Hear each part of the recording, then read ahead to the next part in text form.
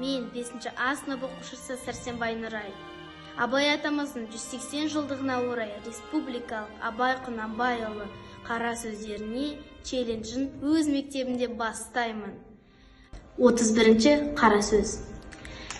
Естіген нәрсені ұмытпастыққа 4 түрлі себеп бар. Әуелі көкірегі байлаулы берік болмақ керек. Екіншісі, сол нәрсені естігенде, көргенде ғибратлану керек. Көңілденіп, тұшынып, ынтамен ұғу керек. Үшіншісі, сол нәрсені ішіне бірнеше уақыт қайтарып, ойланып, көңілге бекіту керек. Төртіншісі, ой кеселі нәрселерден қашық болу керек. Осы челленджді нөмір 61-ші мектеп лицей оқушыларына және де ұстаздарына жолдаймын.